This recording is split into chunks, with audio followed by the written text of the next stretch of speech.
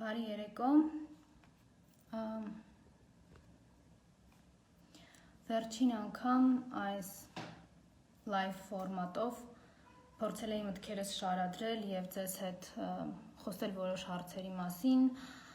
այդ խայտառակ կապիտուլյացիոն փաստաթղթից հետո արդեն վստահ լինելով, որ մենք Հայաստանի Հանրապետության քաղաքացիներս մեր երկիրը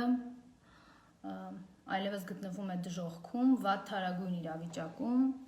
վստահ լինելով, որ մենք պարտվել ենք, կորցրել ենք հայրենիք, կորցրել ենք բանակ, անվտանգության երաշխիքներ, բանակայիններ, հայրենանվեր մարդկանց դավաճանության պատճառով։ Տեղի ունեցել դավաճանություն, այդ դավաճանությունը մեզ բերել է այն իրավիճակին, որում որ մենք հայտնվել ենք այդ ժամանակահատվածում։ Բայց իմ նախորդ լայվում ես նաև շատ անկեղծ միամտությամբ երևի թե վստահ եմ, որ մենք դժոխքի եզրին ենք և այլևս դրանից վատ թարացումներ չեն կարող լինել ու միամտաբար կարծում էի, որ այս վատ իրավիճակից պետք է փորձենք այլևս գտնել լուծումներ։ Մտածում էի, թե ով ու ինչպես պիտի վերադարձնի մեզ, մեր Շուշին ու շատ այլ նման բաներ, բայց ինձ ժամանակը և դավաճանները, որոնք մեզ շրջապատում են, եկան ապացուցելու, որ գիտեք, դավաճանությունը այս երկրում այլևս շարունակվող հանցագործություն է, այնքան ժամանակ, քանի դեռ մենք հանդուրժում ենք դավաճաններին։ Եվ ես որոշեցի, որ քանի դեռ այդ դավաճանները գոյություն ունեն, ես պարբերաբար խոսելու եմ այն վատ թարացումների մասին, որոնք մենք ապրում ենք ի շնորհիվ նրանց, ի շնորհիվ այն հանգամանքի, որ մենք հանդուրժում ենք նրանց մեր կողքին։ Ու այսօր կուզենամ միասին խոսենք Մոսկվա այդ խայտառակ կատարած այցի մասին, որտեղ Հայաստանի Հանրապետությունը ներկայացուցիչ չուներ, մի փոքր ավելի ուշ կբացատրեմ իմ կարծիքով թե ինչու։ Կուզենամ խոսել են արհեստական պայմանների մասին, որոնք անընդհատ այդ դավաճանական խմբակի լածիրակների կողմից մեզ մատուցվում են, որ մենք անդադ մնանք քննարկման թեմայի մեջ, իսկ իրանք այդ ընթացքում մեր հայրենիքը բզկտեն ու ծախեն։ Ու երևի թե կփորձեմ իմ կարծիքը արտահայտել նրա մասին, թե ինչու է Նիկոլ Փաշինյան դավաճան վիժվածքը դեռ Հայաստանի Հանրապետությունում քայլում, իր բռնազավթած աթոռին մնում և նմանատիպ այլ դրանից ածանցվող այլ հարցերի վերաբերյալ։ Երևի թե սկսեմ Մոսկվայի այցից։ Մոսկվայի այցը, ինչպես արդեն նշեցի, Հայաստանի Հանրապետությունում Հայաստանի Հանրապետությունից ներկայացուցիչ չկար այդ այցին։ Ինչու, որովհետև այդ այցի բոլոր մասնակիցները գիտեն, որ Հայաստանի Հանրապետության անունից Նիկոլ Փաշինյանը այլևս լիազորված չէ խոսելու։ Այնտեղ ներկա են երկու թուրքեր, մեկը Նիկոլ Փաշինյանը, մյուսը հասկանալի է թե ով, ովքեր փորձում էին հասկանալ, թե ինչպես կարող են Ադրբեջանի և Թուրքիայի միջև խրված Հայաստանի Հանրապետությունը պետությունից վերածել ինչ-որ անհասկանալի կարգավիճակ ունեցող միավորման, այսինքն դարձնել ուղղակի ճամփուղի, երևի թե մեզ էլ հայերիս բնակիչներին լավագույն դեպքում թողնել այդ ճամփուղու սպասարկող անձնակազմի պաշտոններում։ Ու ամենացավալին ինձ համար այս իրողության մեջ այն է, որ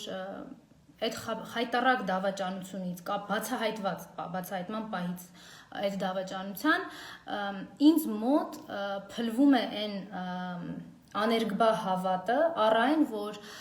իրենց բառապաշարով եմ ուզում ասել, հա, մեր հանրության որոշ շրջանակների բառապաշարով, որ հող հանձնողին հանձնելու են հողին, որ ոչ մի թիզ հող որևիցե մեկը երբեք ռիսկ չի անի Հայաստանից ու Արցախից տա, որտեվ իրանց բառերով, հա, ոնց էին ասում, կփրթենք, կթափենք, չգիտեմ ինչեր կանենք եւ այլն։ Հիմա ստացվեց, որ հանրության այն հատվածը, ով տենց ամպագորգոր խոսում էր, իրենց մոտ դա էլ է ձևական անգամ։ Այսինքն այդ մարդիկ ինչպես ամբողջ կյանքը ձևականությունների մեջ ապրել են, հիմա էլ են ձևականությունների մեջ ապրում, որտեղ իրենց հայրենիքից ոչ թե միթիզ, այլ իրենց ամբողջ հայրենիքը Նիկոլ Փաշինյանը զրկեց անվտանգության երաշխիքներից, բանակից, զրկեց մեր բանակայիններից, մեզ կտոր բսկտելով հանձնում է մի կողմից Թուրքին, մյուս կողմից դրա տարատեսակ Ադրբեջանին ու ոչինչ չի կատարում։ Ինքը դեռ կարողանում է հանգիստ գնալ Մոսկվա։ Իհարկե այդ Մոսկվայի հանդիպումը շատ փորձագետների կողմից է քննարկվել, մարդիկ իրականում մասնագիտական վերլուծություններ են արել այն մասին, թե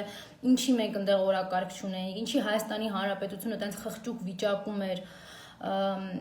եւ ինչու միայն Ադրբեջանի օրակարգները առաջ տանում։ Ես դրանց երևի չեմ անդրադառնա, որովհետեւ իրականում տարբեր ոլորտի մասնագետներ, ինչպես արդեն նշեցի, շատ հանգամանալից այդ ամենի մասին խոսել են, չեմ կարծում, որ իմ լրացուցիչ մեկնաբանության կարիքը կա։ Բայց որպես Հայաստանի Հանրապետության քաղաքացի, ես ուզում եմ ասել, թե ինչ տեսա ես այնտեղ։ Ուրեմն այնտեղ Հայաստանի Հանրապետությունից անօրինաբար գնացած ինչ-որ մեկը, Դավաճանը, ոչ թե ինչ-որ մեկ, այլ Դավաճանը գնացել էր հստակ գիտակցումով, որ ինքը իր մարդը, որ իր երկրում չի կարողանում ազատ շրջի,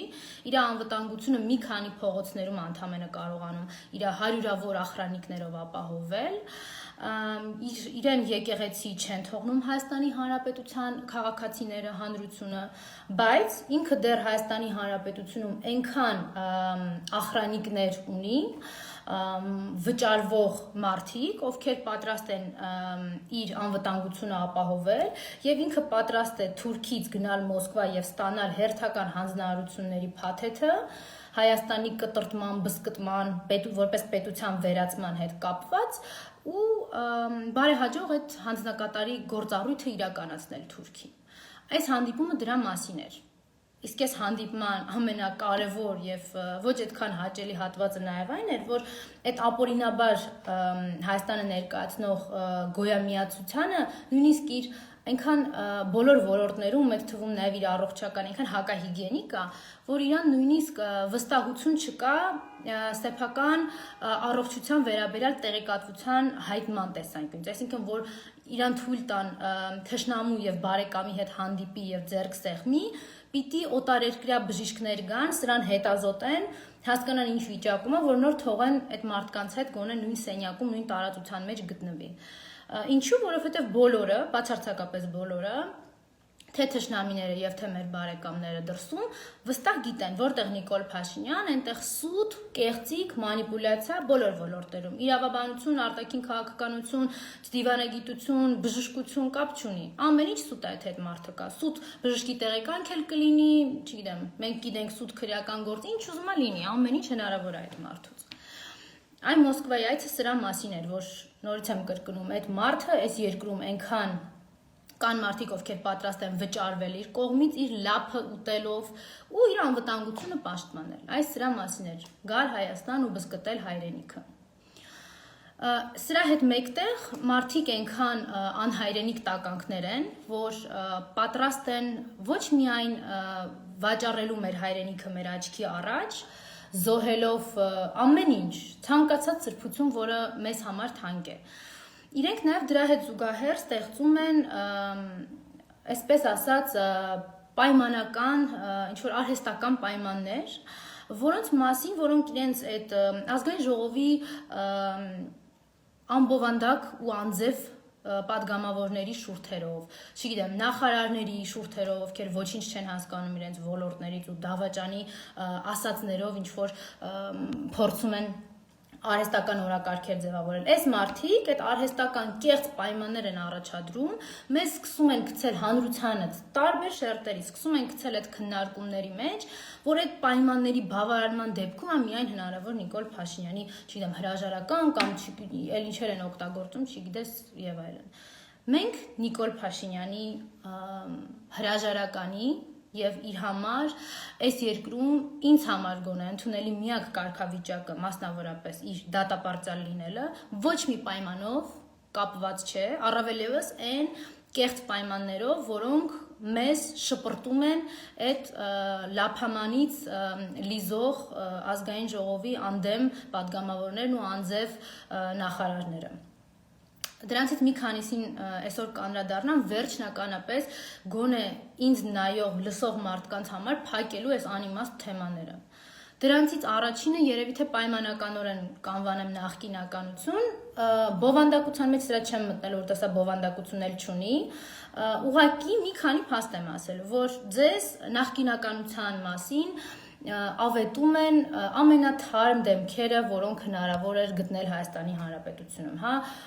Գագիկ Ջանգիրյան, Անդրանիկ Քոչարյան, Վաղարշակ Հարությունյան, այսինքն մարդիկ, ովքեր ես չեմ խորշի ու կասեմ, որ Հայաստանի Հանրապետության անկախությունից ի վեր 90-ականներից այս մարդիկ զբաղված են որ ոլորտում որ եղել են, թալանով ու երկրի այդ ոլորտի անվտանգային երաշխիքները վերացնելով։ Ու այդ մարդիկ հիմա այդ թալանից հետո Նիկոլի հետ եկել են հաջորդ էտապի թալանին ու մեզ ասում են, թե ինչն է նախկին, ինչն է նոր։ Ամենաթարմ օրինակը հնության հետ կապ չունեցող Գագիկ Ջանգիրյանն է, որի իրավաբանական գիտելիքները այս վերջի արդեն 2 օրի ընթացքում շատ լավ պարզ դարձավ, թե ինքը ինչ մակարդակի իրավաբան գիտնական է։ Հասկանում եք, այս այն մարդիկ են, ովքեր անընդհատ ոտնձգել են Հայաստանի Հանրապետության անվտանգության երաշխիքներին, չգիտեմ, հայտնվել են սոցիալական վիճակում, հա, Գյումրիից թալանելով եկել է Անդրանիկ Քոչարյանի, այդ մարդու համար հիմա էլ որոշել էր հանրության ինչ-որ մի հատված, որ ինքը կարա ապրիլյան պատերազմ քննի։ Դրա հետ կապված եզրակացություններ ներկայացնի, բայց դրա մասին քիչ ուշ կանդրադառնամ։ Հիմա այս մարդիկ կործանելով Հայաստանի նախկին անվտանգային համակարգը, այն անվտանգության ու արտաքին վարկանիշը, որ ուներ Հայաստանի Հանրապետությունը նախկինում, մեր փաստացի երկու անկախ ինքնիշխան տարածքային եւ սահմանային առումով անձեռնմխելի երկու պետականությունները քանդեցին, քայքայեցին, որտեղ դա նախկին էր, էլի։ Հիմա բերեցին մեզ, կանգնացրեցին մի անհասկանալի կարգավիճակում, իրենց համար նորմալ, որովհետեւ իրենք հնարավորություն ունեն շարունակելու, թալանելու, բզկտելու այս երկիրը ամենաթարմ ձևաչափով իրանց պատկերացրած։ Հաջորդ հիմարությունը, որ մեզ մատուցվում է, իբր թե ՀՀԿ-ն հեշտ հանձնեց իշխանությունը, որտեղ գիտեր, որ այս ամեն ինչ-որ տեղի է ունենալու։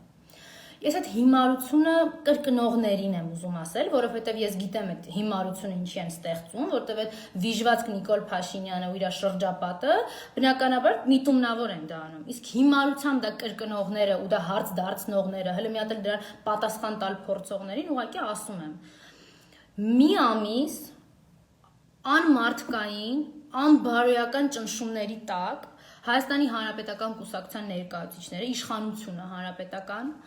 ձեզ փաստարկված ու բովանդակային փորձում էր ներկայացնել, որ այս ամեն ինչը ինչ որ կատարվում է, ներքին process չի։ Մի օգտագործվեք այն գործում, որի նպատակը Արցախը ծախելն է, Հայաստանից անջատելն է, Հայաստանի անվտանգային համակարգը քանդելն է ու Հայաստանը որպես պետական միավոր վերացնելն է։ Իսկ դուք դրան ինչ էիք պատասխանում։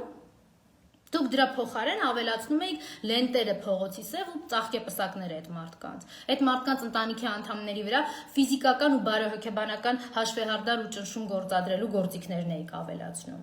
Դուք ասում եք հեշտ է տվել հանրապետականը։ Հանրապետականը մեղավոր է, որ ձեզ կանգնում ասում էին սահմանում իրավիճակը նորմալ չի։ Ադրբեջանը սենց բաներ է անում Թուրքիայի հետ, որ խնդիր կա ժողովուրդ, այս process-ը ուրիշ բանի մասին է։ Մեղավոր է հանրապետականը, որ դուք դրա փոխարեն հավատում եք Լափամանին մոտ եկած Սասուն Միքայելյանին։ Հիմա որ կուրացել է պարգևավճարներից, որ ամբողջ կյանքը երազել է քաղաքապետ դառնա, հիմա իր տղուն է կարացել քաղաքապետ դարձնել։ Դուք հավատում եք այդ վախկոտ տականքին, որը գալիս ձեզ ասում էր սահմանում ամեն ինչ նորմալ է։ Այդ վախկոտ Սասուն Միքայելյանին, որը այս պատերազմում փախավ Գորիսից առաջ չգնաց։ Չգիտես, մեջքից վիրավորվեց, ոտքից էլ տենց էլ չհասկացանք։ Չես մամուլում հրապարակումներ եղան, ոնց վիրավորվեց ու ինչից։ Հիմա ով հանրապետականն է մեղավոր, որ դուք դրան հավատացիք։ Հիմա հանրապետականն է մեղավոր, որ դուք Սասուն Միքայելյանից պատասխան չեք պահանջում։ Ասեք, էս ինչ եղավ, էս ոնց եղավ։ Թե դուք եք համակարծիք իր հետ, որ հեղափոխությունն ավելի կարևոր էր, քան Արցախյան ազատամարտը։ Եթե հա, ասեք իմանանք, որ ձեզնից հանրության այդ շերտ, ձեզնից պահանջ այլևս չլինի ոչ մի ձևի, չձևակերպվի որևիցե պահանջ։ Հանրապետականը մեղավոր է, որ ձեզ թողել է Իսկանդեր եւ քաղաքական առումով եւ ռազմական առումով, դուք քիչ է այդ Իսկանդերը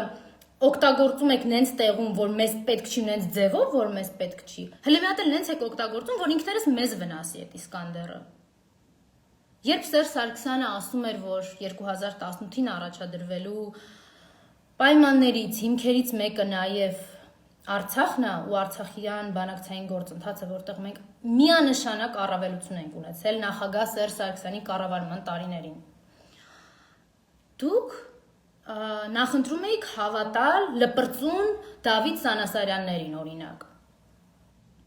Ես իմ կողմից ուզում եմ ավելացնել իմ անձնական կարծիքն է, որ Սերժ Սարգսյանի առաջադրման պայմանը նաև այն էր, որ փաստորեն հնարավոր էր, որ մի հատ անիծյալ անհայրենիք Նիկոլ գա այս երկրում իշխանության, Ալիևի փողերից ոտքերը թուլանա, մեզ էլ մեր հայրենիքի հետ տա Թուրքին։ Ու եղավ, փաստորեն եղավ այդ ամեն ինչը։ Դուք պատասխան պահանջել եք այդ մարդկանցից։ Հիմա Դավիթ Սանասարյանի հետ փողոց փակողներ, դուք իրեն զանգահարել ասել եք, այս ինչ կատարվեց։ Արտախորհրդարանական ընդդիմությանը քննադատողներ, ձեր խորհրդարանական ընդդիմությունից գոհ եք։ 2 տարի անընդմեջ Նիկոլ Փաշինյանի հետ սուրճ էին խմում ու հավաստիացնում, որ ամեն ինչ նորմալ է։ Նորմալ է, որ Նիկոլ ասում է, ինչ ուզում բանակցում եմ։ Չի կարա խնդիր լինի։ Դուք իրենցից պատասխան պահանջել եք։ Իհարկե ոչ։ Կամ այդ հաջորդ հիմարությունը, որ հիմա փորձում են մեզ հավատացնել, որ այս երկրում ինչ որ հայ կար, ով անհամբեր սպասում էր Բաքու գնալուն, այն էլ պիտի երկաթ գծով Բաքու գնար։ Գնացք չկար, դրա համար մեր կյանքը այսքան վատ էր։ Նախ եկեք անկեղծ ասեք, որ մենք այդ թուրք-ադրբեջանական երկաթ գծի մեջ ընդհանրապես նորից եմ կրկնում, ճամփուղի ենք, երևի սպասարկող անձնակազմով։ Չնայած դա հարց է, իրանք իրանց սպասարկող անձնակազմն էլ իրանց հետ կբերեն։ Հիմա դուք ուզում եք մեզ ասել, որ մենք հայերի են տեսակն ենք, որ սպասում էինք գնացքով Բաքու գնալու։ Իհարկե ոչ, այս հերթական արհեստական սուտն է։ Իսկ ձեր վիժված Ասիա Խաչատրյանները առանց գնացքի են հասցրել գնան Բաքու։ Եթե դուք հիմա տենց ցանկություն ունեք, խնդրեք դուք տեղ Հայաստանի Հանրապետությունում դեռևս Բաքվից ներկայացուցիչ ունեք։ Խնդրեք ձեր Նիկոլին, թե ուզես տանի Բաքու, իրանք իրանց պատկերացումներով ձեզ սիրալիր կընդունեն Բաքվում, իրանց իհարկե սիրալիրության շրջանակներում։ Մի այդ արհեստական պայմանները կապեք մեր վրա։ Այս փաստերից ոչ մեկից կախված չի Նիկոլ Փաշինյանի հրաժարականը, ով այդ փաստերը իրականության մեջ գոյություն չունեն։ Կամ մեզ հիմա ուզում են հավաստիացնել ու հակադրել, որ դուք ինքնիշխանության, ազատության, պետականության փոխարեն արժանի եք նշանակովի պաշտոնյաների։ Ավելի պարզ ասեմ ու հավաքական կերպով, եթե մենք հավաքականությամբ ներկայացնելուց լինեմ, տենց վերացական մուրադովներ են, էլի մեզ պետք։ Իրանք այդ մարդիկ մեզ մեր անկախության ու պետականությանը հակադրում են այդ մարդկանց։ Ասում են 30 տարի իզուր եք տանջվել, իզուր եք պահել այդ ամեն ինչը։ Մի հատ Մուրադով բերեք, իր հետ մի քիչ լավ կլնեք, զորքը սենց չի կանգնացնի, սենց կկանգնացնի, ձեր այգի էլ կգարանաք, գաք գնաք, այս մի քիչ սենց կկանգնացնի, այս թումբն էլ ձերը կլնի, հետո կխնդրեք ինքնաթիռով կգնաք Բաքու կգաք, հետո կխնդրեք ձեր գերիներից մի երկու հոգու կբերի են հարյուրներին ճակատագիրը անհայտ թողնելով։ Եթե դա է ձեր ուզածը, հանրության այդ տեսակ, այդ հատված, կանգնեք հրապարակում, ասեք մենք էս ենք ուզում, մենք նշանակովի ինչ որ պատվիրակներ ենք ուզում մեր երկրի համար։ Մենք էլ իմանանք, ձեր տեսակից էլ պարտք ու պահանջ չունենանք ընդհանրապես։ Իհարկե այդ ու հրապարակում էլ Մուրադովի տեղակալի օգնականին կխնդրեք, կգա Երևան, Երևանում էլ կասի, որ թումբնա ձերը, որ թումբը ադրբեջանցունն ու թուրքինը։ Էդ է ձեր ցանկացածը։ Կամ այս ամեն ինչից հետո մեզ փորձում են համոզել, որ այդ Արցախի հարցը, նորից եմ կրկնում, այս արհեստական պայմանները մեջ բերողները Նիկոլն է իր լափամանի այդ վախեցած հանցագործների կույտով, որոնք ոչ թե Նիկոլ են պահում, այլ պահում են իրանց, որովհետև գիտեն Նիկոլը դատվելու է, իրան հաջորդը իրանցն է։ Իրանց հանցագործությունների բնույթով, տեսակով, դիտավորության աստիճանով գնալու են նստեն։ Այս մարդկանց տարածած հերթական ստերից մեկն է, հիմա տենց փորձում են լծվել են ամբողջ ուժով այն գործին, որ դե Արցախը արդեն Մուրադովի գործն է, այդ դավաճանեցին պրծան։ Հիմա գցում են անընդհատ շրջանառության մեջ, որ ու ինչ որ բանավեճ են արհեստական ստեղծում։ Նիկոլը մենակ Սյունիքը կտա, թե Տավուշից էլ կտա, Տավուշը լրիվ կտա, թե Մասնակի կտա։ Հասկանում եք, փորձում են մեզ համոզել, որ մենք սկսենք այդ մերժելի անհանդուրժողական վերաբերմունքի արժանի երևույթը քննարկել, այսինքն քննարկել Հայաստանի Հանրապետության մարզերից, որը Մասնակի, որը ամբողջությամբ կանցնի Թուրքին։ Էս եք դիսկուրս ուզում դարձնեք։ Ես միտումնավոր չեմ անդրադառնալու ոչ մի տնտեսական, սոցիալական, կենցաղային ծանր կոլապսին, որ յուրաքանչյուրի սպասում է։ Ոչ մեկս դրանից զերծ չենք մնալու, բայց ես դրան չեմ անդրադառնալու։ Որովհետև ես չեմ ուզում ջուր լցնել այդ Նիկոլ Փաշինյանի ջրաղացին, որը անդադ մեզ ուզում է ապացուցի, որ մենք ընդհանրապես ձեթի գնի մասին անհանգստացող ազգ ենք։ Այսինքն եթե այդ ձեթի գինը այնքան է, որ մենք դեռ կարողանում ենք վճարել, մենք ոչինչից չենք կարող վրդովել, մեզ ոչինչ չի հետաքրքրում։ Մենք այդքան չկանք մեր պետության հարցերը որոշենք, պետության անվտանգության ու արտաքին քաղաքականության վերաբերյալ որոշումների կայացման գործընթացին մասնակցենք։ Մենք չկանք այդքան։ Իրանք մեզ ուզում են ապացուցել, որ մենք ձեթի գնից կախված տրամադրություն եւ որոշում կայացնող ու ձևավորող ազգ ենք։ Սա են մեզ ուզում հասկացնեն այդ Նիկոլ, դավաճան Նիկոլը իր վիժվածքներով տարբեր մանր ու միջին։ Ես այդ թեմայի մեջ չեմ մտնի։ Կամ ես հաջորդներ ահա որ չեմ սիրում, բայց պիտի սրան էլ անդրադառնամ։ Ասում են դե անկախ հանրապետությունը Ղարաբաղյան առաջին պատերազմից հետո երբ էր սենց մասշտաբային պատերազմի բռնվել, որ տեսնեինք ինչ կլիներ։ Այդ ձեզով ասեց, որ ապրիլյանի ժամանակ եթե Նիկոլ լիներ այս երկրի ղեկավարը, այդ ապրիլյանը չէր վերածվելու սենց պատերազմի, սենց մորթի, կորուստների ու ցավի պատերազմի։ Այդ ձեզով ասեց։ Թե այն ժամանակ Թուրքը այդքան բան էր, մարդասեր էր հայի նկատմամբ, հիմա հենց Նիկոլը եկավ, տենց չեղավ։ Իհարկե ոչ, որտեղ այն ժամանակ կար Հայաստանում ռազմաքաղաքական ղեկավարություն։ Այդ մարդիկ նախ ամեն ինչ անում էին, որ դիվանագիտությունը լինի 100%-ով իդեալական։ Այդ մարդիկ ամեն ինչ անում էին, որ իրենց դաշնակից գործընկերների հետ կարողանան ուղիղ խոսել ցանկացած հարցի վերաբերյալ։ Մյուս կողմից էլ զինում էին բանակը։ Այդ դրա համար ապրիլյանը չվերածվեց արյունահեղության։ Ոչ թե նրա համար, որ այն ժամանակ Թուրքը լավն էր, հենց Նիկոլը եկավ, Թուրքը տենց չարացավ, դաժանացավ, չգիտեմ ինչ։ Այն ժամանակ ապրիլյանի այդ օրերին այնքան տեղեկատվություն էր հանրայնացվում, հանրության համար մատչելի էին դառնում գրեթե օպերատիվ տեղեկատվություններ։ Պաշտպանության նախարարության կողմից, զինված ուժերի կողմից, մեր պետական պաշտոնյա այլ պաշտոնյաների կողմից։ Ու այն ժամանակ այնքան սով չկար տեղեկատվության, որ սկսվեց մի հիմար դիսկուրս։ Ու այդ դիսկուրսը հիմնադրեցին էլի են Քոչարյան Անդրանիկա նման տենց թարմ դեմքեր էս պետականության, թե հաղթել ենք, թե պարտվել ենք։ Այ այդքան ոչինչ չկար այդ պատերազմում բովանդակային քննարկելու, հասկանում եք։ Ու հիմա դրա դիմաց մեզ ասում են, որ գերիների, զոհվածների, անհետ կորածների անունները դրանք պետական գաղտնիք են, հասկանում եք։ Ծնողը չի կարա իմանա իր երեխայի անունը որ ցուցակում է, որովհետև թարմության սիմվոլ Վաղարշակ Հարությունյանը, որ այս պետականության անվտանգության երաշխիքներից մսխողներից մեկն է եղել, շատ վաղուցներից։ Հիմա եկել մեզ ուզում է ապացուցի, որ ճիշտը դա է։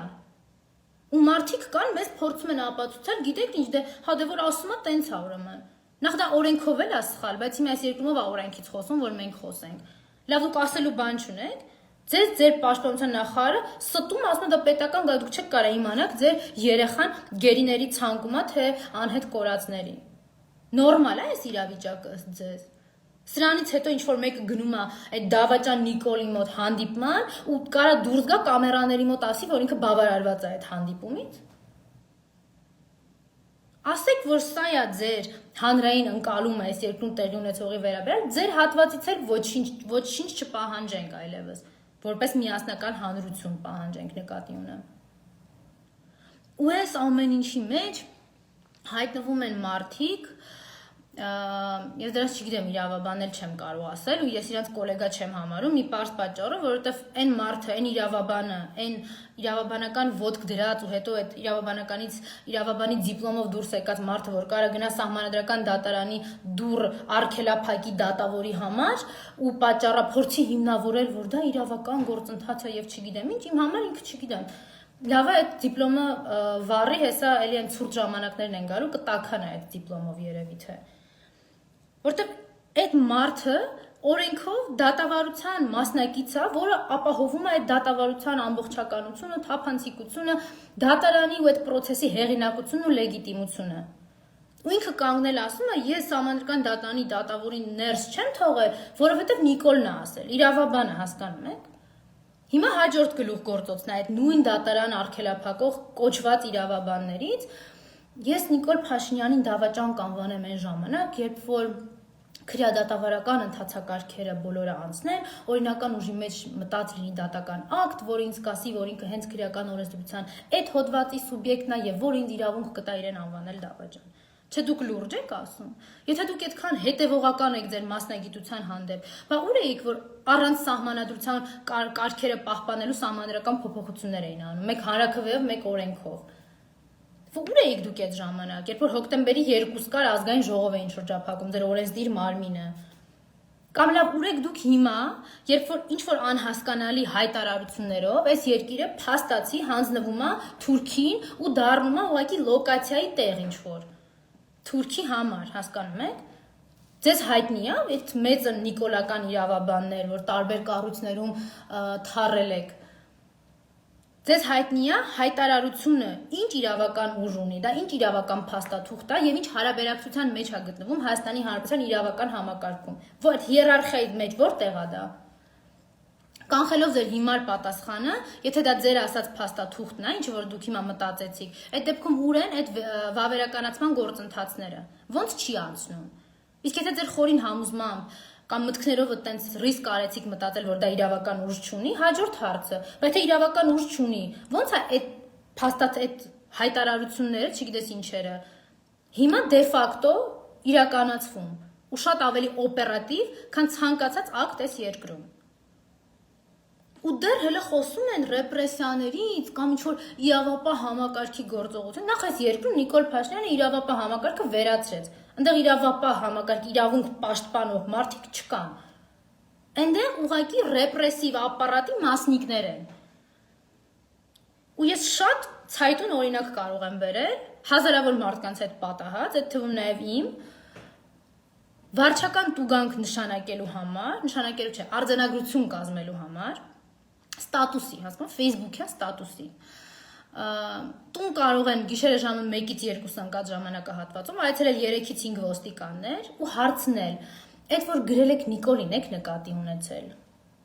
Այդ որ գրել եք Նիկոլի գիժա այն Նիկոլի հետ եք, մեր Նիկոլի հետ եք։ Այս հարցադրումներով իրանք գալիս են գիշերը ժամը 1-ին 2-ին արձանագրություն, վարչական արձանագրություն կազմելու։ Զանցանքի համար նույնիսկ եմ կրկնում։ Իրանք կարան վաղ առավոտին զանգեին, չէ՞, երբ ասեք կարեք զանգ, կարող են զանգել, կարող են այցելել։ Բայց չէ, իրանց թվում է, որ նիկոլական վիժվածքները ոստիկան տեսնելուց իրանց ոտքերը թուլանում են, նույնը մեզ մոտ է։ Հիմա ես դες հարցնում եմ այդ նիկոլական իրավաբաններ նախարարությունում, արդարադատության եւ մնացած տեղերում մի օրինակ բերեք, ուշադիր լսեք, Սերժ Սարգսյանի պաշտոնավարման ժամանակ վարչական իրավախախտումների վերաբերյալ օրենսգրքում տեղ գտած որևէ արարքի վերաբերյալ, որ գիշերը ժամը 1-ին 2-ին եկել են արձանագրությունը կազմելու ու գնալու համար։ Դուք տենց օրինակ չեք կարող բերել։ Ու այդ ձեր ռեպրեսիվ ապարատը այնքան կույր ու Նիկոլա հպատակ է, որ դրա հետ համարժեք, այդ ստատուսի հետ համարժեք, կա զուգահեռ համարժեք չէ, զուգահեռ կա Մովսես Հակոբյանի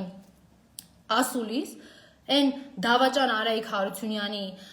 ձայնագրությունը հրապարակված, որ ասում է Նիկոլը զենք չի տալիս, զինվորականներ չի ուղարկում, մենք անտեր ենք, անօգնական ենք, գնման պլաններ ա փոխել, դրա հետ կապված քար լռություն ա, ոչ մեկին չի հետաքրքրում, այդ գործն էլ այնքան հանրային քիչ կարևորություն ունի, որ ամիսներով կջրվի այդ գործը։ Երևի թե հետո Մովսես Հակոբյանը կդառնա դրա մեղադրյալը, որտեղ Նիկոլը պիտի զանգի այն մխիթար գոշ մեդալ ստացածին այդ հրահանգը պիտի տա։ Գլխավոր դատախազությունը պիտի դակեն այդ որոշումը։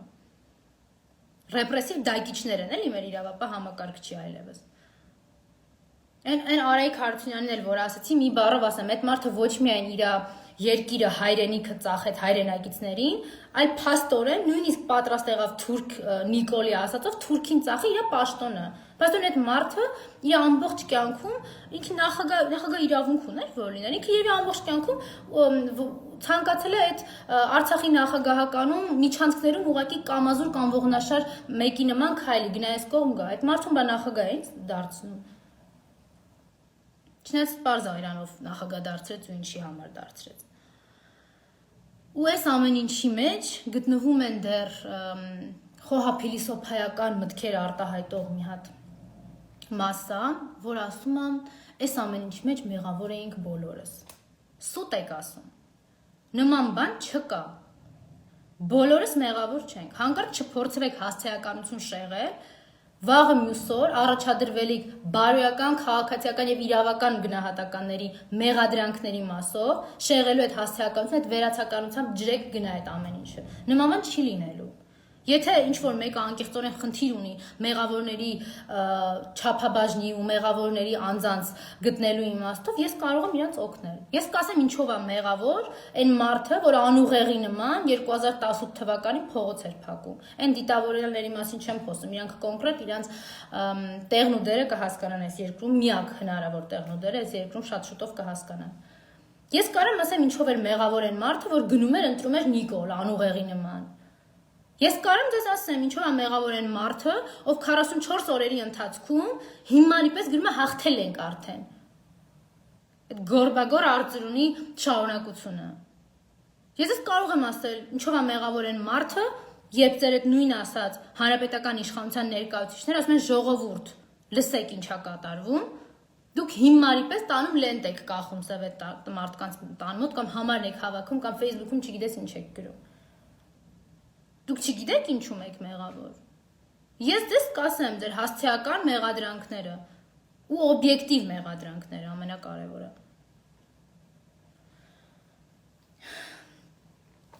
Ու չգիտեմ, ուղղակի ոչ մի լավ նոտա հիմա չկա, ու ես չեմ պատրաստվում լինեմ այն մարդկանցից մեկը, ով ասում է, որ դե գիտեք ինչ, լավ է լինելու։ Լավ, ասենք դժոխքում ապրող մարդիկ, հայրենիք կորցնողներ, հիմա մենք այդ շարունակական process-ի մեջ ենք։ Գործողության մեջ ենք։ Հայրենիք կորցնողներ նստեն ասեն, օ լավ ան, ով է լավ անելու, ինձ մի հատ կբացատրեք։ Այդ էկրանների հետևից որ նստած չգիտեմ Նիկոլ եք հայհոյում, չեք հայհոյում, քննադատում եք կամ քննարկում եք, ոնց ուզում եք ընդդիմությանը, մարդկանց ովքեր դուրս են եկել հայրենիքի փրկության համար ինչ որ բաներ են անում, ինչ որ իրանց ձեռքում կային այդ ռեպրեսիվ ապարատի ճնշումների ներքո։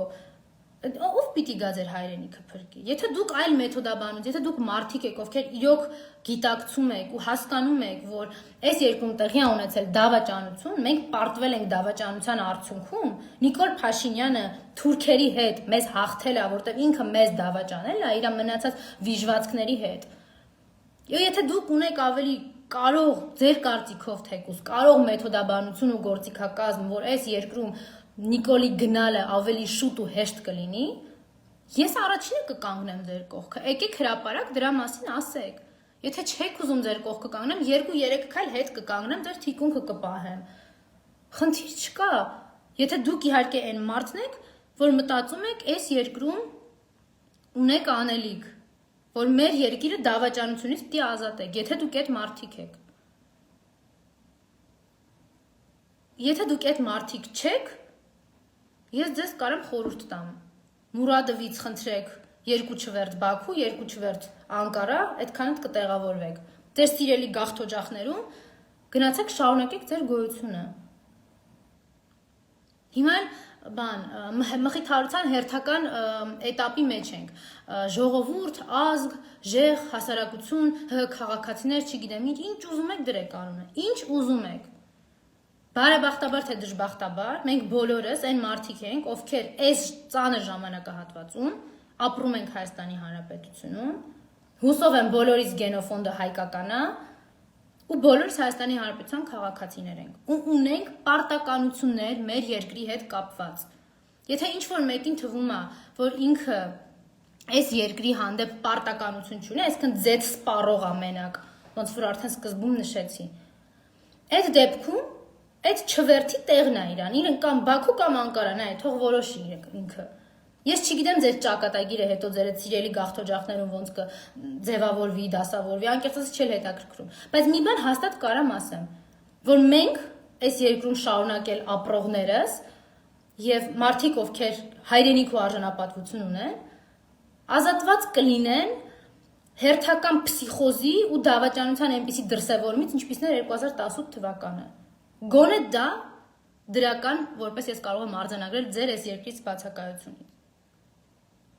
Ու ես չեմ պատրաստվում նստել ու ասել դե լավ կլինի, ոչ պիտի լավ անենք, որ լավ լինի։ Ու վերջում մի հանգամանք, որ այսօր ու երեկա անդադ քննարկվում մամուլում, չեմ մեկնաբանելու, ուղղակի այդ փաստը ասելու եմ ու դրանով ավարտեմ։ Ուզում եմ իմանաք, որ քննչական կոմիտեում իմացաք, չէ, որ ինքը իրավապահ համակարգից Նիկոլի օրոք վերածվեց ռեպրեսիվ դագիչների ապարատի, այսինքն այնտեղ նստում են քննիչներ, ովքեր առանց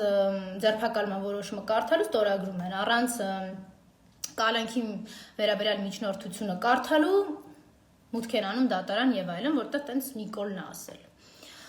Այդ մարդիկ 2020 թվականի դեկտեմբերին պատերազմը պարտված, կապիտուլացված դժոխային Հայաստանում ստացել են 250,000 ամերիկյան դոլարի համարժեք դրամ պարգևավճար, իսկ 2020 թվականին կորոնավիրուսից ծնկած